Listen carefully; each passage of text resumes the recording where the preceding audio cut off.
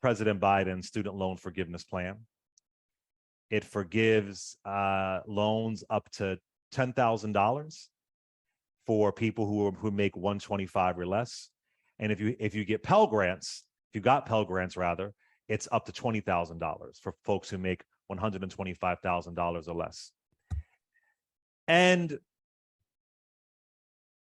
what's really angered me, and you broke it down so beautifully, Reese, how this will impact so many Black communities. What's really pissed me off is I've been hearing this narrative that because I paid off my student loans, why is someone else going to have their student loans paid off? Mm-hmm. Hearing that over and over. I mentioned this yesterday. If you believe that, if you have that theory in your mind, you are a horrible person. And what it really is, Reese, this idea, well, I paid off my student loans, why can't they? It's a way to shame the poor. It's a way to shame the working poor. Because what they're really saying is, you're too lazy. Why didn't you work hard enough? Mm-hmm. You didn't do enough work. It's kind of like when Ben Carson said, people are too comfortable in poverty.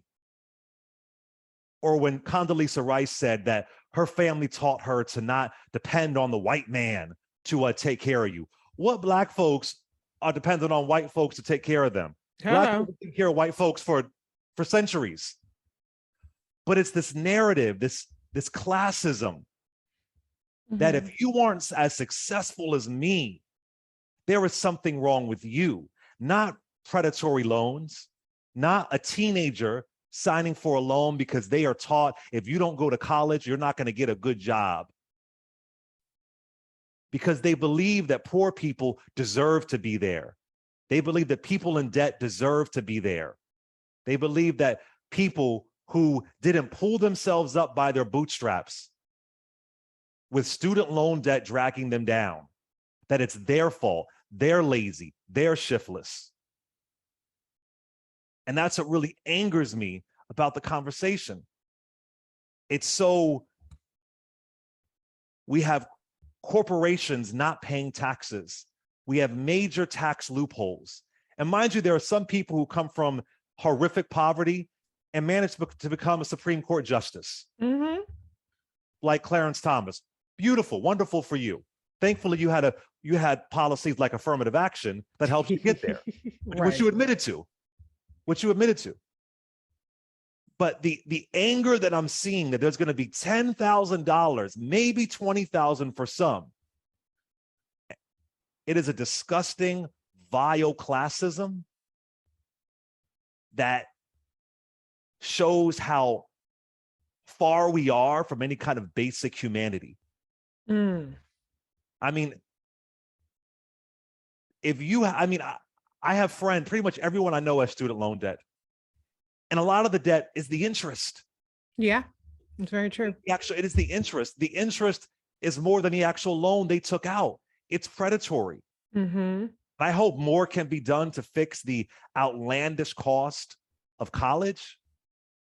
But we tell people, work hard, go to school, get a job, no matter what. And then you do that, and you're beat down with debt.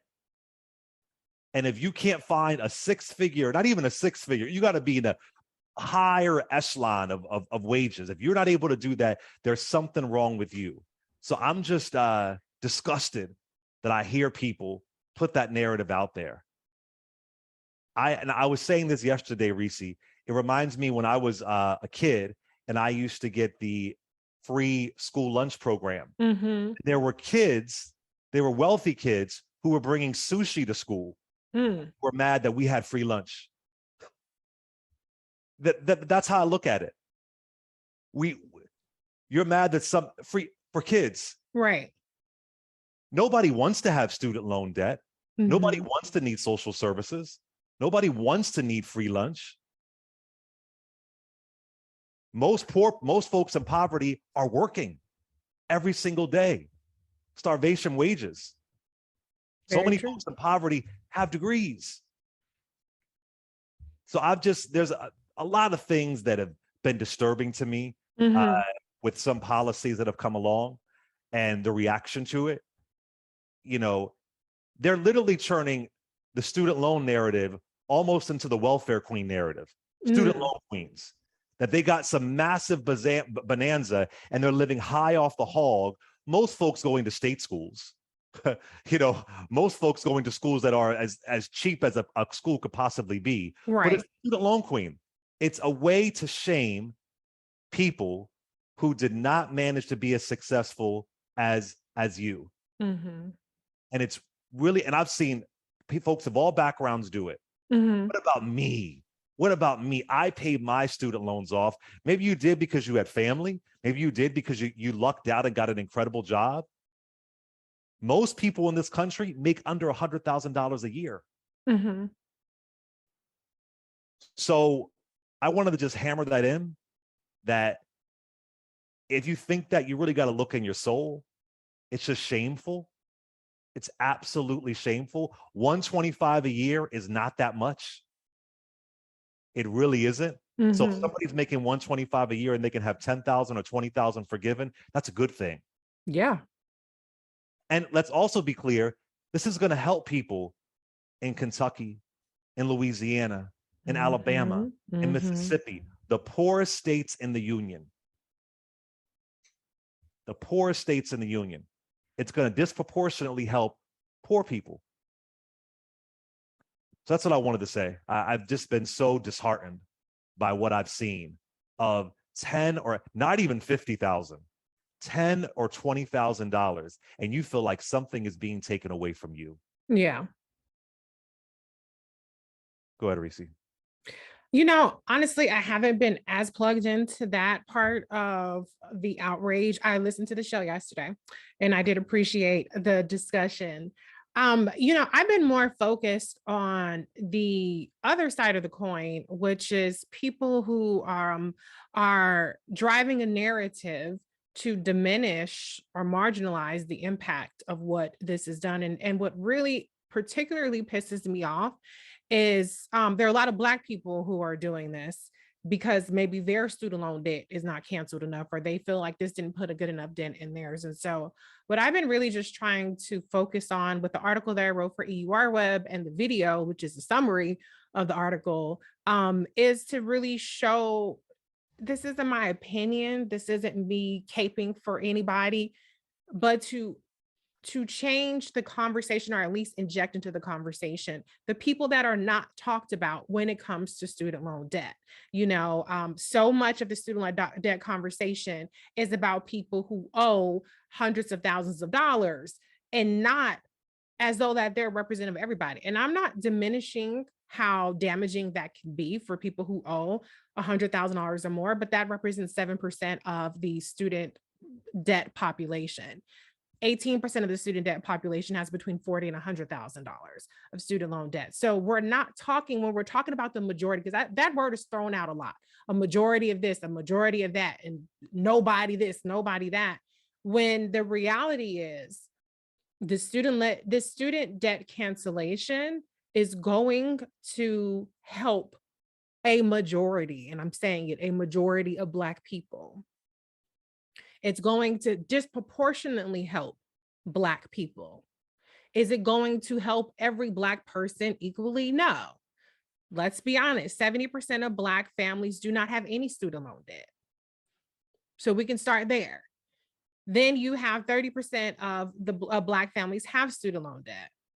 A majority of Black families who have student loan debt have debts below $30,000.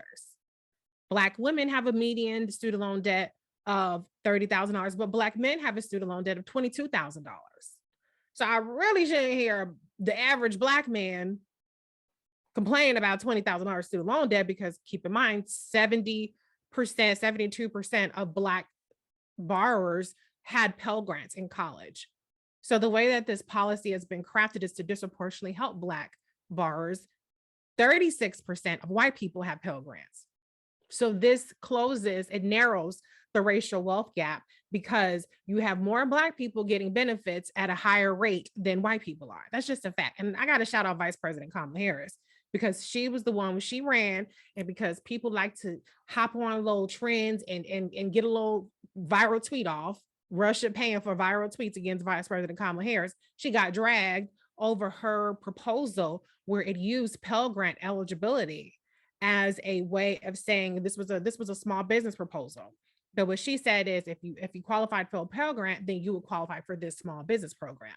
70% of Black people qualify for that. But don't nobody even qualify for this. Don't nobody da. That's what people said in 2019. So when I hear people claim to care about racial equity, when I hear people try to couch their advocacy, when they try to couch their opinions and what's best for the Black community at large, you don't even know the statistics about the Black community at large, and I got a problem with that. I got a problem when people drive narratives that aren't fact-based. So I just want to make the distinction for people. If you have student loan debt over $100,000, that really sucks. Okay. Maybe for you, $100,000, $10,000 ain't much. I paid off my student loan debts. Okay. But if you came and gave me $10,000 off my mortgage right now, I'd be popping some champagne. I don't give a damn how much more I owe. I would be like, oh, hell yeah, $10,000 off my mortgage. Oh yeah, we celebrate and I'm going to get some steak, or 20,000. But and that's fine. I'm not policing how people feel about it. That's fine. If $10,000, $20,000 is nothing for you, okay, that's fine. But you do have to understand that you do not represent a majority of borrowers, particularly Black borrowers. So that's all that I wanted to do with the conversation. And I've been getting pushback. Oh, that's not accurate. Actually, it is. Every single statistic that I broke down is complete facts. Now, I framed it in a way that's different than how Black people are being told these narratives, because I framed it in a fact-based as opposed to a narrative-based discussion. When Black people are told, oh, the average Black person has yada, yada, yada, averages are not the same as majority. Not to diminish the average, not to diminish people who fit the average bill, but that's not the same as the majority. So if we're going to have a discussion, let's have a broad discussion, but let's also recognize that because of this, 500,000 Black families will now see their net worth go from a negative net worth to a positive net worth, just from $10,000. Obviously, when they put out the statistics, they didn't know about the $20,000 yet, because I didn't get any information about what the $20,000 does for Black families' net worth. But I would imagine a significant amount would get even more. But if we're going to talk about how this impacts the Black community, let's break it all down. Let's not just talk about averages. Let's not just talk about the few little narrative points that people want to put out there. One of the things too, in the income-driven repayment plan, they've raised the non-discretionary income value to 225% of the poverty level, which means if you make $15 an hour, you will have a $0 monthly payment if you sign up for this plan. $0. You will never have to pay. 50% of Black people make $15 an hour or less. So no matter which way you slice or dice it, there are significant parts of the Black population that are disproportionately benefiting and are affected, whether they're getting full student loan debt forgiveness or getting at least half of their debt forgiven. And then the other thing I just want to make a point too is one of the things that they've done in the income-driven repayment plan is a lot of the problems that Black people have, as you said, Clay, is the interest occurring. Well, now what happens is your interest is covered, meaning your balance does not balloon as long as you make your payments. With a majority of Black borrowers, they owe more 4 years after graduation than what they started. Their balances is higher by 12%. So I take issue when we're having discussions about this is a slap in the face to the Black borrowers. This ain't gonna do nothing for nobody. This ain't putting a dent in it for nobody. When you're erasing, and somebody said, I was having a tweet thing with India Walton. She lost, in Buffalo or whatever. And she said, I was ignoring people. No. I'm not ignoring anybody. I'm acknowledging the people that nobody else wants to acknowledge when they talk about student loan debt. when they want to only make it seem like it's everybody that's got $100,000, $200,000. Those people are ignoring a majority of the borrowers to say that this X amount of dollars is not enough or this X amount of dollars is not enough. I'm bringing that information to light. So I'm standing willing and able to have a conversation with anybody. Like I said, I can't argue with you about your personal student loan debt. I can't argue with you on that. But we're going to talk about the community. Let's talk about the community. Let's talk about who's helped in the community. Let's have that conversation. I like how you pointed out averages, because I've heard people say, well, only 13.5%, something like that, of people have student loan debt. Only.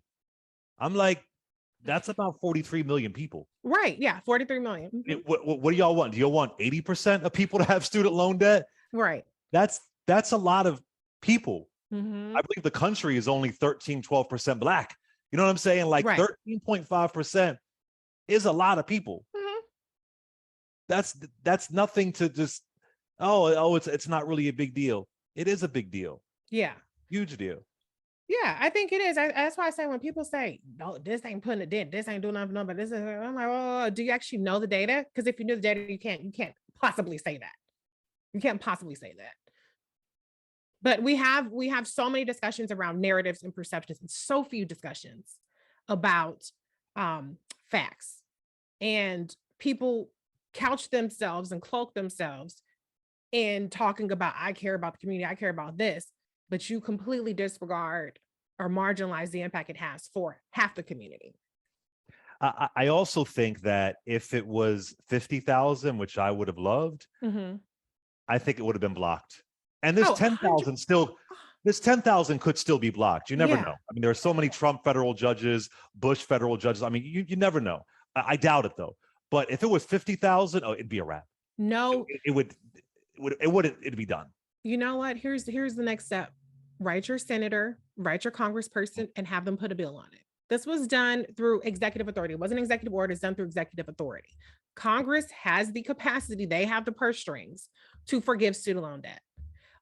Yeah. Elizabeth Warren, who was tweeting at Biden, Chuck Schumer was tweeting at Biden, Bernie Sanders tweeting at Biden, Pramila Jayapal, all these people tweeting at Biden, cancel student debt. All those people could write a bill. But guess what? They don't have the votes. Just like this is the only amount that's politically feasibly possible.